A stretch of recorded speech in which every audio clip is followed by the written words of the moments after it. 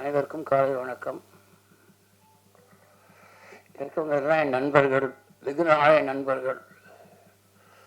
என்ன சந்தோஷமாக இருக்குன்னா, எனக்கு பாரதியை பற்றி இவ்வளோ பேர் புகழ்ந்து பேசும்போது எனக்கு ரியலாகவே ரொம்ப ஒரு மயிர்கூச்சரியமாக இருக்குது. எங்கள் நட்பு ரொம்ப வருஷம் நட்பு. அது பல கதைகள் சொல்லலாங்க நட்புல. பாரதி கல்யாணத்துக்கு நானாக இது பண்ணேன், இதில் ஃபஸ்ட் டைம் நான் ஆடியோ ஃபங்க்ஷனே இதுதான் ஃபஸ்ட் டைம் வரேன். பல மீட்டிங்க்கு வந்திருக்கேன் நான், அது ஒடுங்க. ஆனால் ஆடியோ லான்ச்சுன்னு பாரதி கூப்பிட்ட உடனே பாரதிக்கு நான் என்றைக்குமே நோ சொல்ல முடியாது இல்லை. ஆனால் ரொம்ப சந்தோஷம், இவ்வளோ பேர் வந்து பாரதியோடைய குணங்களையும் அவருடைய இதை பற்றி பேசும்போது எல்லாரும் ஒரே கருத்தோட பேசிச்சு. அதில் வந்து அவர் உயர்ந்து நிற்கிறாரு பாரதி. அதான் உண்மை. அடுத்த பெரிய பட்ஜெட்ல பண்ண வேணாம் பாரதி. 500 கோடி 400 கோடிலாம் ஜோக் பண்ணியிருந்தேன், அதெல்லாம் பண்ணாதீங்க. இந்த படம் நல்லா வரணுன்றதான் எனக்கு ஆசை. நல்ல இயக்குனராக வந்துட்டீங்கன்னா அப்புறம் உங்க பல கதைகள் வச்சிருக்கீங்க. அன்னைக்கு கூட ஒரு கதை சொன்னோம், ஒரு கதையை நான் சும்மா சொல்லி விட்டேன். அவர் கதை திரைக்கதை எழுதிட்டார். அது இன்ட்ரெஸ்டிங்காக பண்ணியிருப்பாருன்னு என்ன தெரியும். ஆனால் அது வந்து ரெகுலராக கிடையாது. பாருங்க, அது அது அடுத்தது தான் எடுக்க போறீங்க.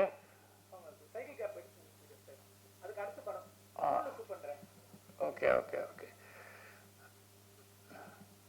ரொம்ப அவர் தான் திரைக்கதை எழுதியிருக்கார், ரொம்ப இன்ட்ரெஸ்டிங்காக இருக்கும். பாரதி, என் வாழ்த்துக்கள் வாழ்த்துக்கள் வாழ்த்துக்கள். ஓகே, எல்லாருக்கும் வணக்கம்.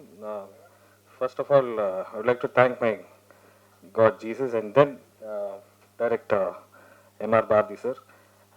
எனக்கு இந்த ஆப்பர்ச்சுனிட்டி கொடுத்ததுக்கு ஒரு பிக் தேங்க்ஸ். சாரை மீட் பண்ண உடனே அது ஒரு சென்னையில் தான் ஷூட் பண்ணணுன்னு பேசிகிட்டு இருந்தோம். அப்புறம் இதை வந்து ஊட்டியில் பிளான் பண்ணலாம் சார் அப்படின்னு சொல்லி அனுப்பிச்சார். ஒரு பார்க்குக்கு போய் ஒயிட் ஷார்ட்ஸ் லேண்ட்ஸ்கேப்ஸ் எடுத்துகிட்டு வா, ப்ளஸ் வந்து 2 பேர் நடக்கிற மாதிரி மட்டும் எடுத்துகிட்டு ஃபோன்லேயே எடுத்துகிட்டு வந்து எனக்கு அனுப்பிச்சி விடுன்னு சொன்னார். ஸோ நெக்ஸ்ட் டே காலையில் போய் ஷூட் பண்ணி ஃபோன்லேயே எடுத்து சார் கண்பறதுக்கு முன்னாடியே சார் சொன்னார், சொல்லாமல் நம்ம ஊட்டியில் தான் ஷூட் பண்ணுறோன்னு சொன்னார். ரொம்ப சந்தோஷமாக இருந்தது. ஸோ அங்கே போன நல்ல கிளைமேட்ஸ், கலர்ஸ், இந்த மாதிரியான விஷயங்கள் ரொம்ப அருமையாக இருந்தது. ஒரு சின்ன டீமாக போய் சூப்பராக பண்ணோம். So thank you so much sir. Thanks for the wonderful opportunity and thank you all. Thank you all.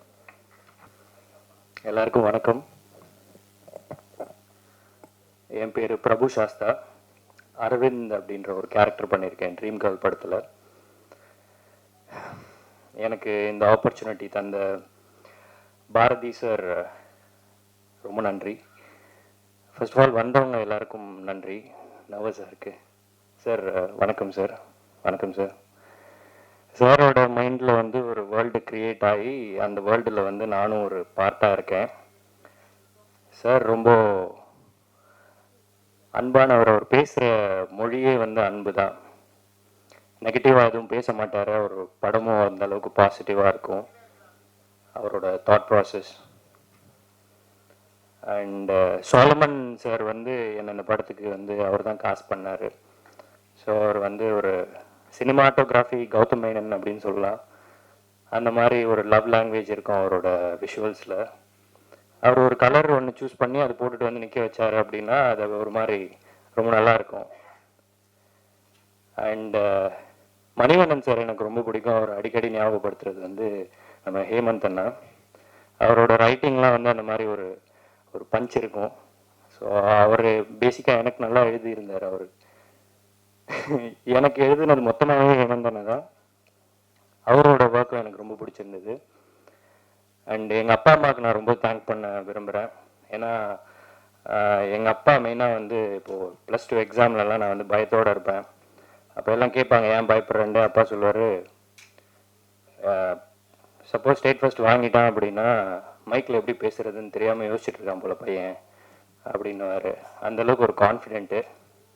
ஆனால் 350 தான் வாங்கினேன், அதையும் அப்ரிஷியேட் பண்ணார். அண்ட் அம்மாவுக்கும் தேங்க் பண்ணிக்கிறேன். அண்ட் இந்த படத்தில் ஒர்க் பண்ண எல்லாருமே ஹரிஷா அண்ட் ஜீவா எல்லாருக்குமே நன்றி. அண்ட் வண்டி ஓட்டினார் கதிர், அந்த டெரெயினில் வந்து மேலேயும் கீழே எங்களை வந்து பயங்கரமாக ட்ரைவ் பண்ணி கூட்டிகிட்டு போனார் கதிரண்ணா, அவருக்கு ரொம்ப நன்றி. அண்ட் உதய் அசிஸ்டன்ட் கேமராமேன், அவருக்கு நன்றி. கூட நடித்த த்ருவுக்கு நன்றி. அண்ட் எங்களுக்கு சப்போர்ட் பண்ண எல்லாருக்குமே ரொம்ப நன்றி.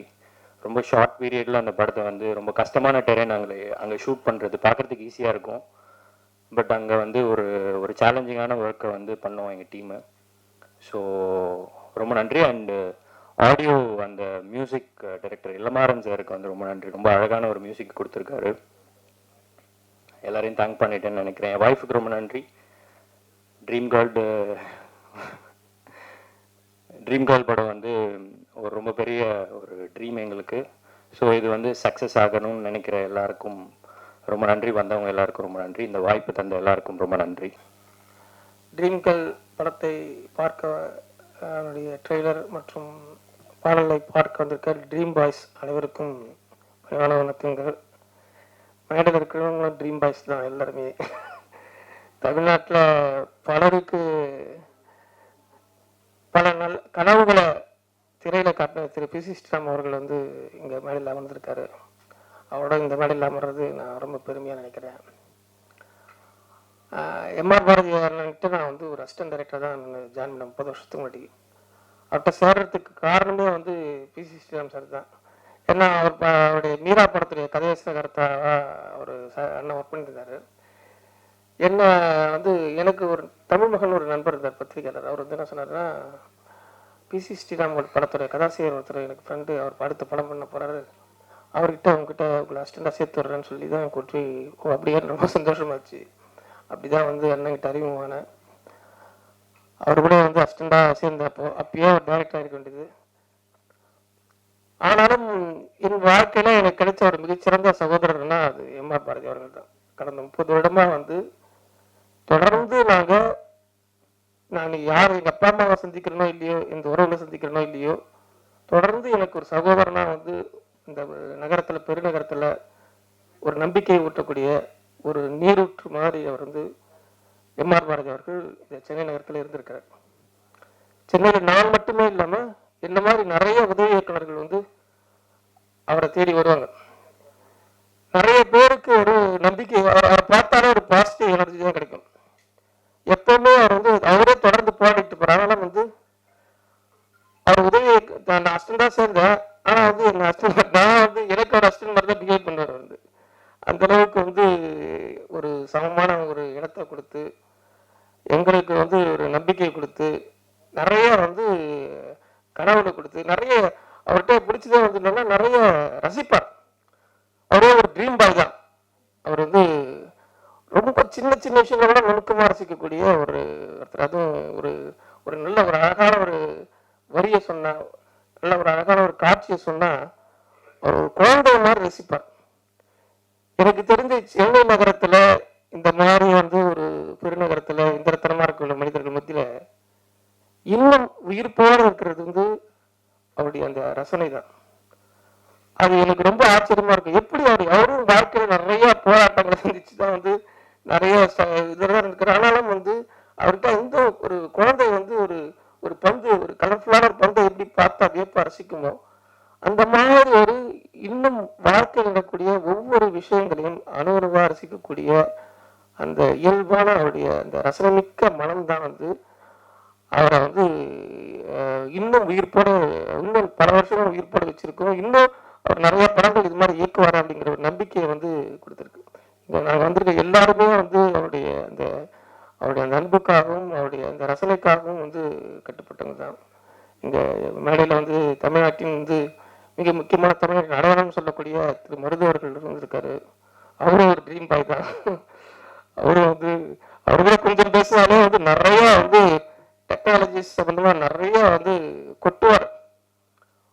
அவருடைய நானும் அவரும் கிட்டத்தட்ட ஒரு 15 வருடங்களுக்கு முன்னாடி ராமேஸ்வரத்துல திரு தங்கப்பச்சன் அவருடைய ஒரு லொக்கேஷன் பார்க்கறதுக்காக போயிருக்கும் போது அப்புறம் இதே மாதிரி தான் டெக்னாலஜிக்கும் ஆர்ட்டுக்குமான அப்பயே அவர் நிறைய விஷயம் சொன்னார். இதெல்லாம் ஃபியூச்சர்ல இது மாதிரி நடக்கும் அப்படின்னு. அப்படி அவர் அன்னைக்கு சொன்னதெல்லாம் எனக்கு நடந்துகிட்டு இருக்கு அப்படிங்கிறது ஒரு ஆச்சரியமான விஷயம்.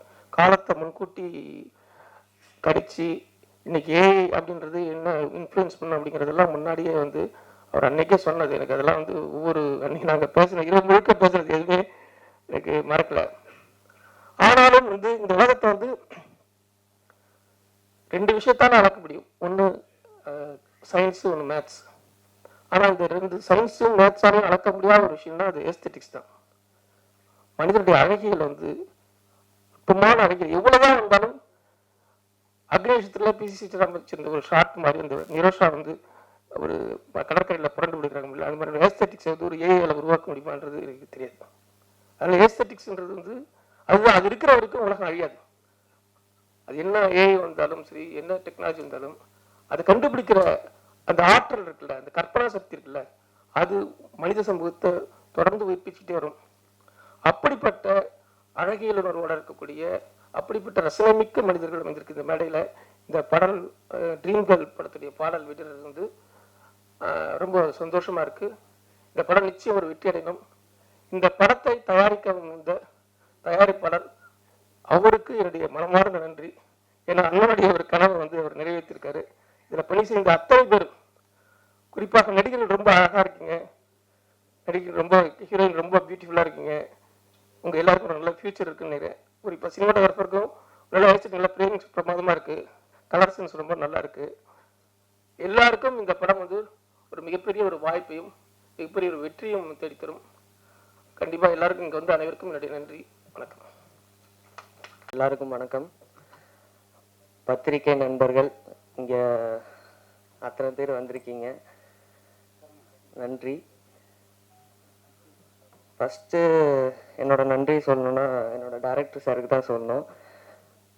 அவர் பார்க்கறக்கு ஆக்சுவலாக குழந்தை தான், இயல்பாகவே வந்து அவர் குழந்தை தான்.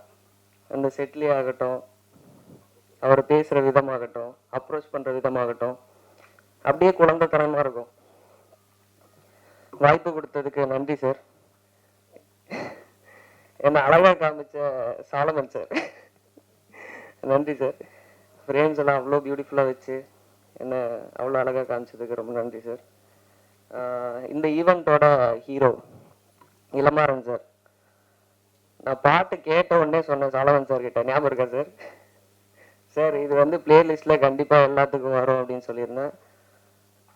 சொன்ன மாதிரியே வந்து எல்லாத்துக்கும் ஒரு ஃபேவரட் சாங்காக அமைஞ்சிருக்கு. எடிட்டர் சார் அகமத் ப்ரோ, நாங்கள் ப்ரிவ்யூ ஷோவில் பார்த்தோம், அவ்வளோ கிறிஸ்பாக எடிட் பண்ணியிருந்தாரு, நல்லா இருந்துச்சு. Thank you bro, thank you so much. Dialogue writers Hemanth bro, நானும் அவரும் ரொம்ப நிறைய டிஸ்கஸ் பண்ணியிருப்போம் இந்த படத்தில். எனக்கு என்ன சேஞ்சஸ் வேணுனாலும் அவர்கிட்ட தான் கேட்பேன், வித் டைரக்டர் சாரோட அப்ரூவலோட. அந்த ஃப்ரீடம் வந்து டைரக்டர் எனக்கு கொடுத்துருந்தாரு. Hemant bro, thank you so much. அப்புறம் என் கூட நடித்த கோ ஆர்டிஸ்ட் எல்லாருக்கும் நன்றி.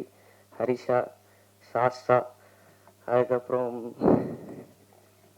எல்லா இந்து ஆல்ரெடி தெரியும், எல்லாருக்கும் நன்றி. இப்போது என்ன சொல்கிறது, ரொம்ப நர்வஸாக இருக்குது. இது என்னோட முதல் ஸ்டேஜ் தான் ஆக்சுவலாக. ட்ரீம் கேர்ள் அப்படின்ற ஒரு ப்ராஜெக்டில் அறிமுகமாக இருக்கேன் ஹீரோவாக.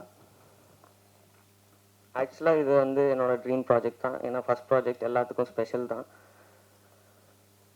நான் இந்த மேடையில் நிற்கிறேன் அப்படின்னா அதுக்கு முழுக்க ஒரு காரணமாக இருந்த ஒரே ஒரு பர்சன் என்னோடய லைஃப்பில் என்னோட அப்பா மட்டும்தான். ஏன்னா அவர் மட்டும்தான் என்னை நம்பினார். இந்த சினிமா அப்படின்னு நான் தேர்ந்தெடுக்கும் போது என்னோடய ஃபேமிலி யாருமே நம்பலை, என்னோடய ஃப்ரெண்ட்ஸ் யாருமே நம்பலை, என்னோட அப்பா மட்டும்தான் நம்பினார். ஆக்சுவலாக அவர் தான் சொன்னார், நீ போட நான் பார்த்துக்கிறேன் அப்படின்னு சொன்னார். அப்பா இப்போது என் கூட இல்லை, ஸ்டில் நாளிலேருந்து பார்த்துட்ருப்பாருன்னு நினைக்கிறேன். அடுத்தது என்னோட அம்மா. அவங்க என்றைக்குமே வந்து என்கிட்ட எதுவுமே எதிர்பார்த்தது கிடையாது இப்போ வரைக்குமே. நான் எவ்வளோ சம்பாதிக்கிறேன் என்ன ஏது அப்படின்லாம் எதுவுமே கேட்டுக்கவே மாட்டாங்க. எந்த ஒரு கமிட்மெண்ட்டுமே நான் எடுத்துக்கிட்டது இல்லை. என்னோடய லைஃப்பில் அவங்களுக்கு அவங்களோட லைஃப்பில் யாரும் முக்கியம்னு பார்த்தா நான் மட்டும்தான். அம்மா வந்திருக்காங்க சார், அம்மாவை கூப்பிட்டுக்கலாமா ஸ்டேஜில்? எண்ணிய முடிதல் வேண்டும், நல்லவே எண்ணல் வேண்டும்.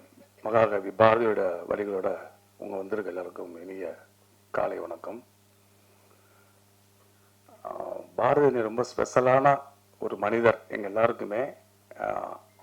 அவர் ஒரு சில பல வருடங்களுக்கு முன்னாடி ஒரு கதை வச்சுருக்கணும், வாங்க ஒர்க் பண்ணுங்க சொல்லி. அப்போ நாங்கள் யாருமே டேரக்டர்ஸ் ஆகலை.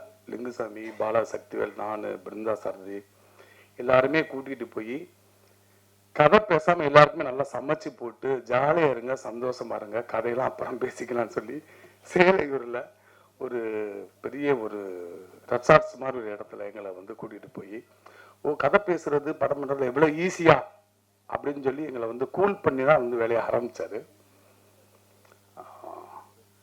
பாரதிக்கு மாம்பழத்தோட வீடு இருக்குது, அசோக்னர் வீடு இருக்குது, ஈசிஆர் வீடு இருக்குது, நிறைய சொத்து வச்சிருக்கிறாரு. ஆனால் அவர் சம்பாதிச்ச எல்லா சொத்தோட மிகப்பெரிய சொத்து பிசி சீரியஸ் சாரு, மருது சாரு, மேடல் இருக்க எல்லாருமே தான்.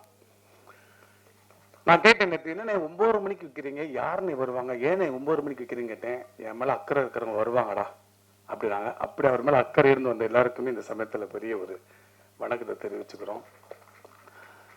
அஜயன் பாலா சொன்ன மாதிரி ரொம்ப ரசனக்காரர் அவர். எங்களுக்கு ஆண்டன் சக்காவாகட்டும், அப்புறம் சிங்கி சாஹிப் மாத்தவ், அகிர குர்சவா எல்லாரையும் அறிமுகப்படுத்தி இவங்கெல்லாம் இருக்கிறாங்களா சினிமாவுக்குள்ள, இதுதான் சினிமாவான்னு சொல்லி எங்களை மாதிரி ஆட்களுக்கு, கிராமத்தில் இருந்த எல்லாருக்குமே உலக சினிமாவை அறிமுகப்படுத்தி ரொம்ப ஒரு ரசனையான ஒரு ஆளு. ஏதாவது கவிதையை சொன்னா உடனே 500 ரூபா கொடுப்பாரு. ஞாபகம் இருக்கானே? ஆமா, எல்லா நகையும் விற்ற பிறகு நகைகள் போடாத சமூகத்திற்கு, மதத்திற்கு மாறி இருக்கிற அக்கான்னு அழுதுகிட்ட 1000 ரூபாய் கொடுத்தாரு. அந்த மாதிரி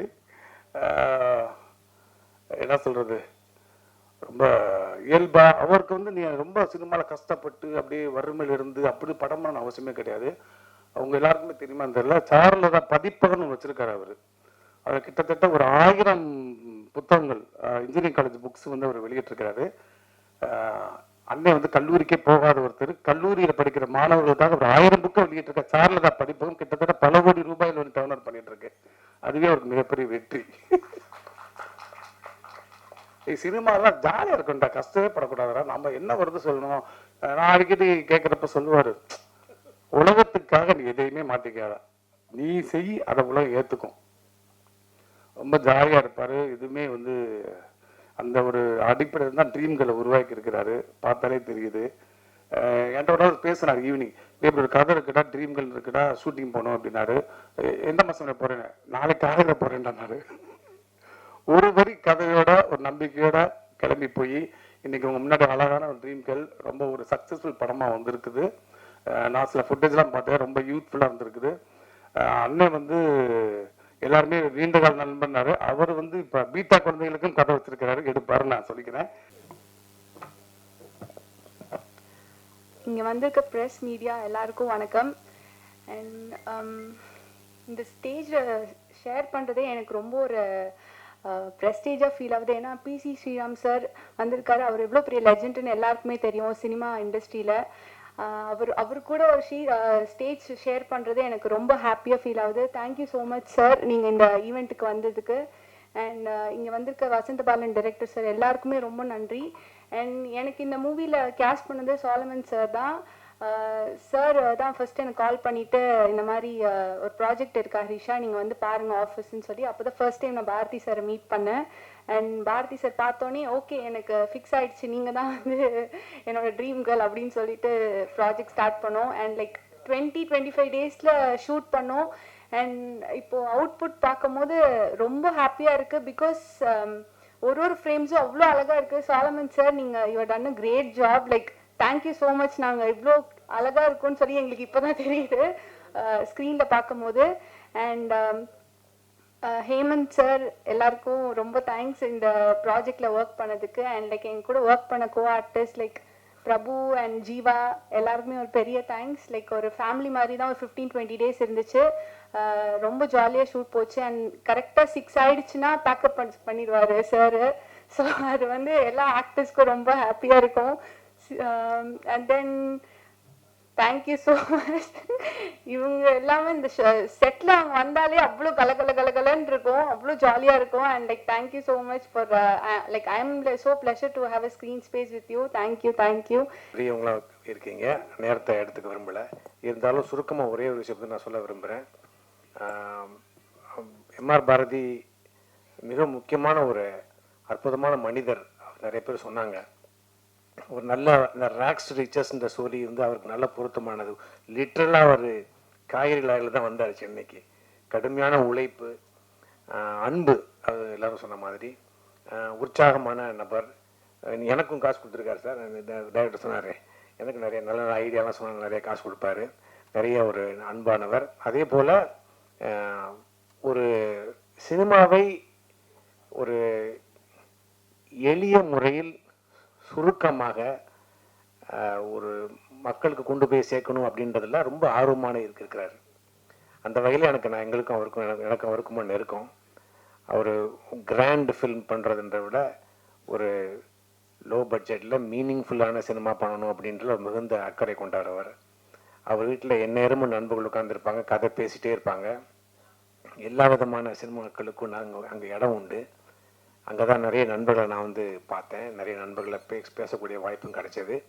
அவர் தொடர்ந்து இயங்குறதுல எங்களுமான நாட்டில் ரொம்ப மகிழ்ச்சி. நாங்கள்லாம் சொல்கிற விஷயம் அதுதான், நீங்கள் கிராண்ட் ஃபிலிம்காக யோசித்து வாய்ப்புகளை இழக்காதீங்க, நல்ல படங்களை சின்ன படங்களை கூட தொடர்ந்து பண்ணுங்கன்னு சொன்னோம். அதுக்கான ஒரு நல்ல ஒரு எக்ஸாம்பிள் வந்து எம்ஆர் பாரதி அவர்கள். அவரோட அழியாத குளங்கள் படத்தில் நான் சப்டைட்டில் பண்ணுறதுக்கான வாய்ப்பு கொடுத்தாரு. அவர் கூட நீர்ந்த நேரம் செலவழிக்கக்கூடிய வாய்ப்பு கிடைச்சிது. அப்போவும் நான் வந்து அவரை பார்த்த ஒரு தொடர்ந்து வாசிக்கக்கூடியவர். நண்பர்கள் சொன்ன மாதிரி, அதாவது ஒரு தமிழ் சினிமாவுக்குள்ளே இருந்து எப்படி வேலை செய்கிறது அப்படின்றதுக்கு பல உதாரணங்கள் இருக்குது. அதில் இவர் ஒரு உதாரணம். நிறைய பேர் வெவ்வேறு விதமான வகையில் வெற்றி அடைஞ்சிருப்பாங்க.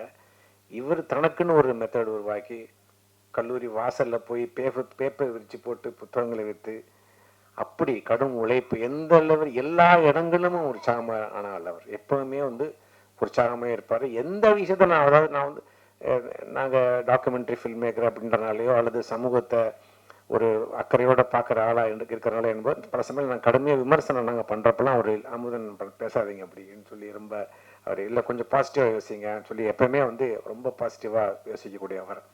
அவரோட வெற்றி வந்து நல்ல செய்தி நான் நினைக்கிறேன். இது மாதிரியாக நம்பிக்கையோடு இருக்கிற, கடுமையாக உழைக்கிற, தனக்கென்ன ஒரு உத்திகளை உருவாக்கி கொள்கிற ஒரு நபகனாக இருந்து அவர் வெற்றி அடைகிறதுன்றது ரொம்ப நல்லது. தமிழ் சினிமாவுக்கும் நல்லது. நிறைய இயக்குநருக்கு அவர் நல்ல உற்சாகமாகவும் இருப்பார், நல்ல உதாரணமாகவும் இருப்பார்ன்றல எனக்கு ரொம்ப மகிழ்ச்சி.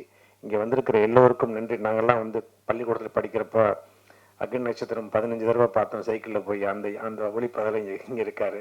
அவரோட மேடையில் அமர்ந்திருக்கிறது மிகுந்த மகிழ்ச்சி.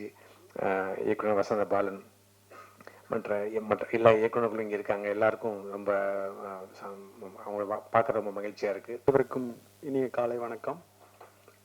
எப்படியோ மேடையில் வந்து மீரா அப்படிங்கிற படத்துலேருந்து இந்த மேடையில் பேச்சு ஸ்டார்ட் ஆச்சு. அந்த மீரா படத்தில் நான் ஒரு உதவி எடிட்டராக நான் வேலை பார்த்த காலத்தில் வந்து பிசி சார் வந்து லெலின் விடிவிஜன் சார்கிட்ட வந்துட்டு போயிட்டு இருப்பாங்க. அந்த விஷுவல்ஸை, அந்த ரஷ்ஷை முன்ன பின்ன நான் பார்த்துக்கிட்டே இருந்திருக்கிறேன்.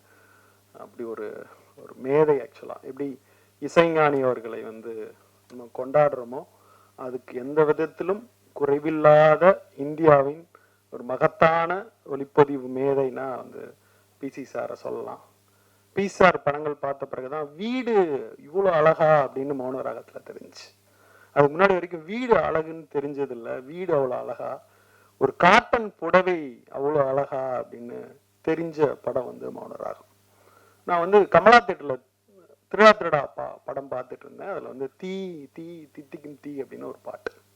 நம்ம ஊரில் இருக்கிற மியூசியம் இவ்வளோ அழகா அப்படின்னு அந்த பாட்டு வர்றப்போ ஒரு கட்டத்தில் அந்த லைட்லாம் ஆஃப் ஆகி திருப்பி ஆன் ஆகும். மொத்த தேட்டரும் கமலா தேட்டரில் கைதட்டி குமிச்சிச்சு. ஒரு வசனத்துக்கு கிடைக்காத கைதட்டு, ஒரு நடிப்பு, எல்லாத்தையும் தாண்டி ஒரு ஒளிப்பதிவுக்கு ஒரு மொத்த திரையரங்கமும் கைதட்டி மகிழ்ந்துச்சுன்னா, வெறும் ஒரு லைட்ல ஒருத்தன் கவிதை சொல்றான், ஒரு மேஜிக் பண்றாருன்னா அந்த அந்த பாட்டை வந்து நான் திருப்பி அடுத்த நாள் மறுபடியும் திருவாதிரை பார்க்குறேன், அதே இடத்துல கைதட்டு விழுது. ஸோ ஒரு ஒளிப்பதிவுக்கு ஒரு கைதட்டை ஒருத்தர் வாங்கி தந்துட முடியும்னா அதுக்கு பிறகு கூர்மையா அவர் படங்களை பார்க்க ஆரம்பிச்சா, அப்ப நாயகன்ல பார்த்தா மெதுவா நாயகன் வளர வளர வளர வளர ஆஃப் லைட்ல இருக்க நாயகன் அப்படியே கொஞ்சம் கொஞ்சம் கொஞ்சம் கொஞ்சம் கொஞ்சமா அவர் மரணமாகிறப்ப பிரைட் லைட்ல இறந்து போவார். ஒரு கதாசிரியர் கதை சொல்லிட்டு இருக்க மாதிரி ஒளியில ஒரு ஒரு கதையை கொஞ்சம் கொஞ்சமா சொல்லிட்டு இருக்க ஒரு மேதையா நான் வந்து பிசி சார் அவர்களை பார்க்குறேன். அவருடைய டைரக்ஷன்ல வந்து குருதி புனல் ஆகட்டும், அக்னி நட்சத்திரம் ஆகட்டும். எனக்கு அக்னி நட்சத்திரத்தினுடைய போட்டோகிராஃபிலாம் பயங்கர வியப்பா இருக்கும். எப்படா இது அப்படின்னு மணிசாட்ட ஒரு தடவை கேட்டப்ப, கார்ட்டூன் படங்கள்லாம் பார்க்குற ஒரு மேஜிக்கை பண்ணணும் அப்படின்னு நானும் பிசியும் பேசிக்கிட்டு இருந்தோம். அப்படின்ட்டு சொல்லலாம், என்ன வேணா இப்படி பண்ணலாம் அப்படி பண்ணலாம். ஆனால் அந்த மேஜிக்கை வந்து ராஜா அந்த சாங்ல வந்து அப்படி இதுக்கு முன்னாடி சென்னையினுடைய எக்மோர் ரயில்வே ஸ்டேஷனை நம்ம பார்த்துருப்போமான்னு தெரியாது. அவ்வளோ அற்புதமா வீட்டுல இருக்க வெங்கல தட்டு கூட வெங்கல பானை கூட மின்ற ஒரு அழகா வந்து திரையில காமிச்சவர். அப்ப 35mm வெறும் ப்ராசஸிங், வெறும் ஃபிலிம், வெறும் லேபு, இன்னைக்கு இருக்கிற டிஐ கிடையாது, எதுவும் கிடையாது. அதை வச்சுக்கிட்டு ஒரு பெரிய மேஜிக்கை பண்ண ஒரு மகத்தான ஒரு ஒளிப்பதிவு மேதையாக நினைக்கிறேன். தமிழ் சினிமா கொண்டாட வேண்டிய ஒரு மேதை. அவர்கிட்ட வர்ற அசிஸ்டன்ஸுக்கு எதா நான் பண்ணல அந்த படம் நீ பண்ணிக்கோ அப்படின்னு மொத்த இந்தியாவினுடைய மகத்தான ஒளிப்பதிவாளர்கள் யார்கிட்ட வந்திருக்கிறாங்கன்னா பிசி ஸ்ரீராம்ங்கிற ஒரு மாபெரும் மேதைட்டு வந்திருக்கிறாரு. இன்னும் இன்னும் இன்னும் இன்னும் தமிழ் சினிமா அவரை கொண்டாட வேண்டிய, மிக பெரிதாக கொண்டாட வேண்டிய ஒரு காலகட்டத்தில் இருக்கிறோம். நான் எப்பயுமே மேடை அவரோட ஷேர் பண்ணதில்லை.